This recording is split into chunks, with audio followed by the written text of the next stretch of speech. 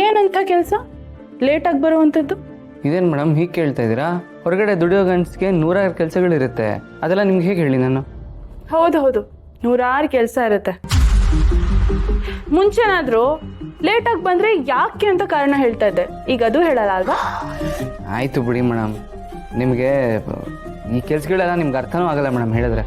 ಹೋ ಅಲ್ಲಪ್ಪ, ನನಗೆ ಅರ್ಥ ಆಗಬಾರ್ದು ಅಂತ ನನಗೆ ಹೇಳ್ದೇನೆ ಎಷ್ಟೋ ಕೆಲಸಗಳು ಮಾಡ್ತಿದ್ಯಾ ಅಲ್ವಾ ನೀನು? ಏನು ಮೇಡಮ್ ಇಷ್ಟು ವಿಚಿತ್ರವಾಗಿ ಮಾತಾಡ್ತಾ ಇದ್ದೀರಾ? ನಾನು ವಿಚಿತ್ರವಾಗಿ ಮಾತಾಡ್ತಾ ಇಲ್ಲ, ನೀನೇ ಸುಮ್ಮನೆ ನನ್ನ ಮೇಲೆ ರೇಗ್ತಾ ಇದೆಯಾ. ಮೇಡಮ್ ನಾನೆಲ್ಲಿ ನಿಮ್ಮ ಮೇಲೆ ರೇಗ್ತಾ ಇದ್ದೀನಿ? ಓ, ನಿಮಗೆ ನಾನು ಮಾತಾಡೋದು ರೇಗ್ತಿರೋ ಥರ ಕೇಳಿಸ್ತಿದೆ ಅನ್ಸುತ್ತೆ. ಯಾಕೆ ಹೇಳಿ? ನಾನು ಬಣ್ಣವಾಗಿ ಮಾತಾಡಲ್ಲ ಅಲ್ವಾ? ರಂಗಾಗಿ ಬಟ್ಟೆ ಹಾಕಲ್ಲ, ನನಗೆ ಹಾಡು ಹೇಳೋದಕ್ಕೆ ಬರಲ್ಲ, ಡ್ಯಾನ್ಸ್ ಮಾಡೋದಕ್ಕೆ ಬರಲ್ಲ, ಫ್ಯಾಷನ್ ಇಲ್ಲ ನೋಡಿ ನನಗೆ. ಸೆಲೆಬ್ರಿಟಿ ಅಲ್ವಲ್ಲ ಮೇಡಮ್ ನಾನು. ಅದಕ್ಕೆ ನಾನು ಮಾತಾಡಿದ್ರೆ ನಿಮಗೆ ರೇಗೋ ಥರ ಕೇಳಿಸ್ತಾ ಇದೆ. ಏನು ಹೇಳ್ತಿದ್ಯಾ ನೀನು? ಏನಿಲ್ಲ ಬಿಡಿ ಮೇಡಮ್, ಈ ಸುಬ್ಬು ಸಿಂಪಲ್ ಅಂತ ಅಂದ್ಕೊಂಡಿದ್ದೆ, ಆದರೆ ನಾನು ಇಷ್ಟು ಸಿಂಪಲ್ ಆಗಿರೋದು ನಿಮಗೆ ಸಪ್ಪೆ ಅಂತ ಅನಿಸ್ತಿದೆ ಅನ್ಸುತ್ತೆ.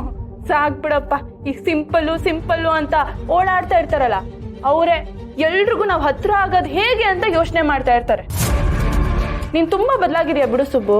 ಓ, ನಾನು ಬದಲಾಗಿದ್ದೀನೋ ಇಲ್ವೋ ಗೊತ್ತಿಲ್ಲ ಮೇಡಮ್, ಆದರೆ ಕೆಲವರು ಬದಲಾಗ್ಬಿಟ್ಟಿರ್ತಾರೆ, ಅದು ನಮ್ಗೆ ಅರ್ಥನೇ ಆಗಿರಲ್ಲ. ನಾನಂಥ ದಡ್ರು ನಾಟಕಗಳನ್ನ ನಂಬಿಡ್ತಾರೆ. ಏನು ಹೇಳ್ತಿದ್ಯಾ ನೀನು? ನಾನು ನಾಟಕ ಮಾಡ್ತಿದ್ದೀನಾ? ಅಯ್ಯೋ ಮೇಡಮ್, ನಾನು ಹಂಗೆ ಹೇಳೇ ಇಲ್ಲ ಮೇಡಮ್. ಯಾರ್ಯಾರು ಹೇಗಿರ್ತಾರೆ ಅಂತ ಅವ್ರವ್ರಿಗೆ ಗೊತ್ತಿರುತ್ತಲ್ವಾ? ಇದನ್ನೇ ನಾನು ಹೇಳಬೇಕು ಅಂತ ಅನ್ಕೊಂಡಿದ್ದೆ. ಯಾರ್ಯಾರು ಹೇಗೆಲ್ಲ ಇರ್ತಾರೋ ಅದನ್ನ ನಾವು ಹೇಗೆಲ್ಲ ಅರ್ಥ ಮಾಡ್ಕೊಂಡಿರ್ತೀವೋ ಇದೆಲ್ಲ ಭ್ರಮೆ ಅಷ್ಟೇ.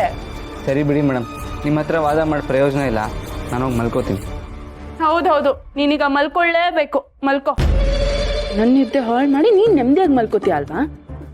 ತಲೆ ತುಂಬ ಇಷ್ಟೆಲ್ಲ ವಿಷಯಗಳು ತುಂಬಿದೆ, ಹೇಗೆ ನಿದ್ದೆ ಮಾಡಲಿ ನಾನು?